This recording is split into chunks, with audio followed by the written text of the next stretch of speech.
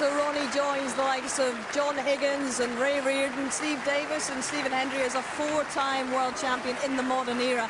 And he's reticent, obviously, guys, to say how many are in him. How many more do you think are in him? As many as he wants to have in him, simple as that. He's got more talent than any human being has a divine right to have. He's been sprinkled with stardust, that boy, he really has. And when he puts it all in, he's unplayable at times. That's how good he is. Sum up his Crucible campaign this time, compared with the other three. I think very controlled amongst the genius that he produced on the table, and at times unplayable.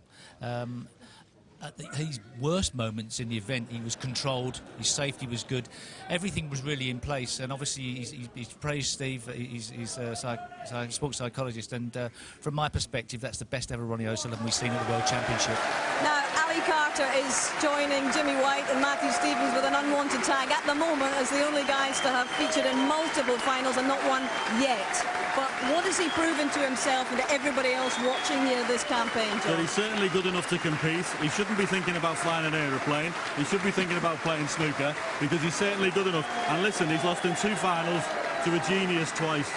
Indeed he has. How will you reflect upon this year's championship, Steve? I think it had everything. I think it was a great balance to it. We've seen the introduction to the Chinese players, but I think it was Ronnie O'Sullivan's World Championship by a mile. Indeed, all right. Well, gentlemen, it's been terrific to share these last 17 days with you. I think it's time we all took the long rest. Ronnie's going to take a long rest for a good few months, I would imagine. But that is it from the Crucible for 2012 and the Betfred.com World Championship. I hope you've enjoyed it. It's certainly been controversial. It's certainly been captivating. But at the end of it all, the rocket has landed for a 4th time. Mission accomplished. Bye-bye.